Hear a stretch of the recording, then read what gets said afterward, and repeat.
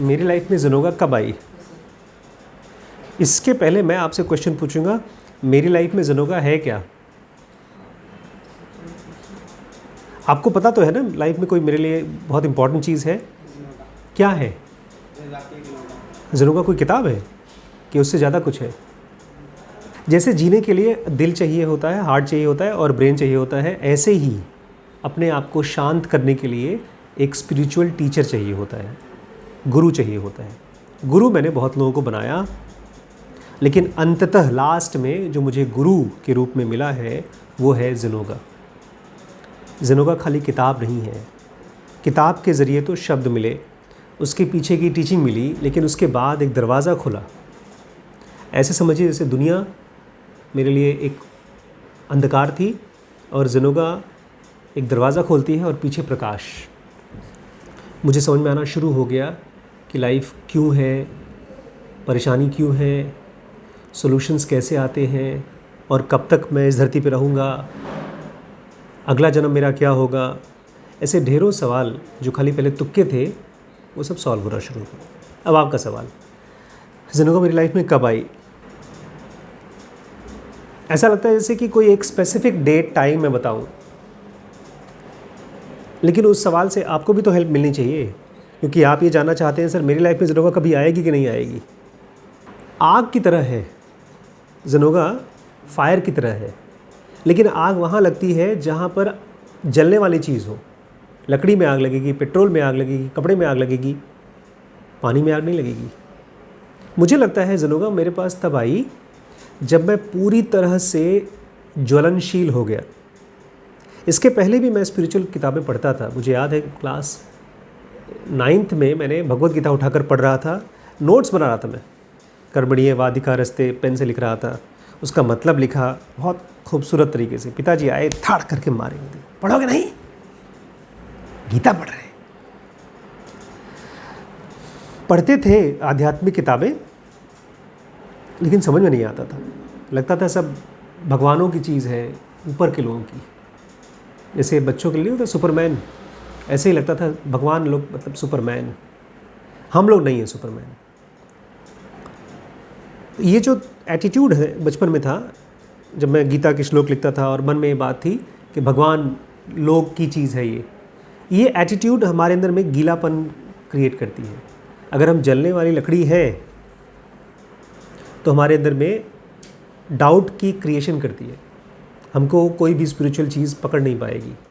हम लोग जब देवी देवता, गुरु, भगवान इन लोगों के पास जाने की सोचते हैं तो हम लोग हमेशा देखते हैं कि उनके पास कितनी ताकत है, कितने लोगों को इनसे फ़ायदा हुआ है। लेकिन हम लोग ये नहीं सोच पाते, इसके बारे में बहुत ध्यान नहीं देते कि क्या मैं इस लायक हो चुका हूँ कि मुझे इनकी टीचिंग्स हेल्प कर सके। हम लोग आमतौर पे इनको एक ऐसी दुकान मानते हैं, भगवानों को, देवी देवताओं को या गुरुओं को भी, जहाँ पे फ्री में सामान मिलता है। बहुत बड़े बहाने हैं हमारे पास, तरीके हैं। तुम अपरंपार हो, तुम दया निधान हो, ऐसी ढेर सारी बातें बोल करके हम चाहते हैं कि देवी देवता हमारी मदद कर सकें। मैंने भी बहुत किया, कोई मदद नहीं आई। अंत में आप कह रहा हूँ बिकॉज ज़ेनोगा आ गई है, इसलिए जब हमारे घर में लास्ट सुसाइड जो हुआ था, उसके बाद से मुझे याद आ रहा है कि मैंने कुछ मांगना बंद कर दिया। जब मिलता ही नहीं तो मांगे क्या। पूजा पाठ भी बंद ही हो गई, ध्यान वान भी बंद हो गया। और मुझे लगता है उसके 2-3-4 महीने बाद, अप्रैल में शायद उसकी डेथ हुई थी, और मई, जून, जुलाई, अगस्त, सितंबर, अक्टूबर, नवंबर, दिसंबर, 8 महीने बाद, दिसंबर में 8 महीने के अंतराल में धीमे धीमे मुझे लगता है क्यूरियोसिटी जगी होगी। क्यूरियोसिटी जानते हैं, बच्चों में होती है क्यूरियोसिटी। बच्चों को दे दीजिए खिलौना, खेलते कम है, खोलते ज़्यादा है, तोड़ते ज़्यादा है। हम लोग के हिसाब से तोड़ते हैं, वो तो खोल खोल के समझने की कोशिश करते हैं। फ्रिज खोल खोल देखते हैं, हर चीज़ को वो घुस घुस के खोल खोल के देखते हैं। मुझे लगता है ऐसे ही कुछ मेरे साथ भी हुआ होगा। मेरे अंदर में लाइफ के लिए क्यूरियोसिटी जगी थी, तभी मुझे लगता है ज़ेनोगा मेरे हाथ में आई और मैं उसको पहली बार बिना किसी उम्मीद के पढ़ पाया। कोई एक्सपेक्टेशन नहीं थी कि एक आध्यात्मिक किताब आ रही है, उससे मुझे एनलाइटेंड होना है, ऐसा कुछ नहीं था। मौत तो हो ही गई थी घर में एक, मुझे ये भी क्लियर हो गया था कोई बचा वचा नहीं सकता किसी को। रुपए पैसे की भी बहुत डिमांड नहीं थी, लेकिन क्यूरियोसिटी थी, जानने और समझने की इच्छा थी। शायद इसीलिए मैं इसको पढ़ पाया। पढ़ता रहा। मुझे याद नहीं है इसके पहले कोई स्कूल कॉलेज की किताब इस तरह से पढ़ी हो। कोई अगर इम्तिहान लेता तो पता नहीं मैं पास होता कि फ़ेल होता, मुझे नहीं मालूम है।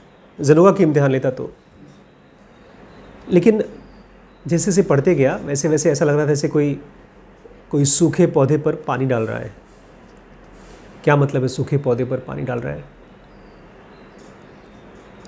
मैं अपने बारे में सोचता था कि मैं इतना घमंडी आदमी क्यों हूँ, मैं इतना इमोशनल आदमी क्यों हूँ, मैं इतना इनडिसिसिव क्यों हूँ। इनडिसिसिव मतलब डिसाइड क्यों नहीं कर पाता हूँ कोई चीज़।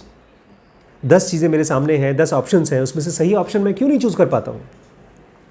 ऐसे ढेर सारे सवालात अंदर एक्सप्रेस्ड फॉर्म में भी थे और छुपे हुए भी थे। उन सबका क्लियर जवाब आ गया। मुझे दिखाई दे गया अपने अंदर में ही, ये वाला जो थॉट है ये आई सेंटर का है, ये वाला ई सेंटर का है। बाहर निकलते नहीं थे। अगर मैं आपको देख रहा हूँ और मुझे अच्छा लग रहा है तो मुझे मालूम पड़ना शुरू हो गया कि मेरे अंदर से आई सेंटर बोल रहा है कि ई सेंटर बोल रहा है। और खाली इतना ही नहीं, मुझे इनका कंट्रोल भी आना शुरू हो गया। और फिर एक और कमाल की चीज़ हुई। सडनली पीछे गीता, जो भगवत गीता में पढ़ता था MBBS के भी पहले, वो भी समझ में आना शुरू हो गई। क्यों समझ में आना शुरू हो गई? क्योंकि मैं क्यूरियस हो गया। जैसे आपके पास मोबाइल फ़ोन आ जाए, ऐसे एक आदमी के पास आया था, एक गाड़ी आई थी, उसने गाड़ी खरीदी और पूरी गाड़ी खोल दी, एक एक अंजर पंजर खोल दिया लिख करके कागज़ में। इंजीनियर था वो, ऐसा नहीं था कि पागल आदमी है।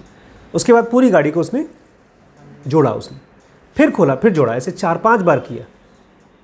वो आदमी था हेनरी फोर्ड, वो एडिसन के यहाँ नौकरी करता था। मुझे बाद में पता चला ये चीज़, ये भी मुझे तब पता चला जब मैं क्यूरियस हुआ जानने के लिए। हेनरी फोर्ड के पहले से अब तक कितनी गाड़ियाँ बिकी होंगी पता नहीं, कितनी गाड़ियाँ बिकी। कितने लोगों ने गाड़ियाँ खोल के देखी होंगी गाड़ी बनाने के लिए।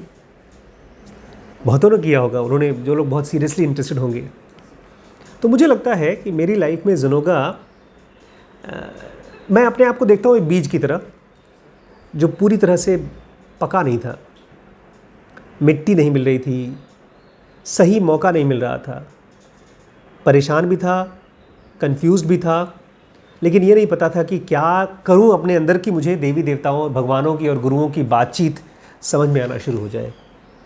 और ये इसलिए था क्योंकि मैं कुछ न कुछ खोज रहा था, कुछ पाने की कोशिश कर रहा था। ज्ञान को छोड़कर सब कुछ पाने की कोशिश कर रहा था मैं। और जब ज्ञान को भी पाने की कोशिश कर रहा था तो कुछ पाने के लिए, गीता पढ़ लो तो इम्तिहान पास कर लो, नौकरी चाकरी कर लो। मुझे लगता है जब सारी डिमांड पूरी हो गई, ख़त्म हो गई, उसके बाद भी जानने की और पढ़ने की इच्छा थी, शायद तभी ज़नोगा आई। क्योंकि ज़नोगा लिखा है एक बार कि भगवान ने दुनिया को बनाया है और ऐसे ही ये किताब लिखी गई है। ये किताब अगले 100 साल तक इंतज़ार कर लेगी उस आदमी के लिए जो इसी को पढ़ना चाहता है, इसी के लिए। लेकिन ऐसा नहीं था कि बहुत आराम से पढ़ ली थी। एक एक वर्ड पढ़ना, उसका अंडरलाइन करना, उसका क्वेश्चन खोजना, उसका वर्ड का मीनिंग खोजना, धीमे धीमे पढ़ा। और जब असर आना शुरू हो गया बॉडी के ऊपर, उसकी 3 स्टेप ब्रीदिंग करना शुरू किया। बहुत सी चीज़ें मैंने पहले पढ़ी थी लेकिन कभी ट्राई नहीं किया था। पढ़ लेते थे, सोचते थे हो गया ज्ञान, ख़त्म हो गया, लेकिन ये पहली बार ट्राई करना शुरू किया। तो आप पूछ रहे हैं कि ज़नोगा आपकी लाइफ में कब आई? जब मैं बहुत ज़्यादा क्यूरियस हो गया जानने के लिए और सारी डिमांड ख़त्म हो गई तब। अगर ये वीडियो आपको काम का लगा हो तो सब्सक्राइब कर लीजिए, लाइक कर लीजिए और कमेंट करिए। और अगर आप इंस्टाग्राम पे हैं तो हमको फॉलो करना शुरू कर दीजिए। नमस्कार।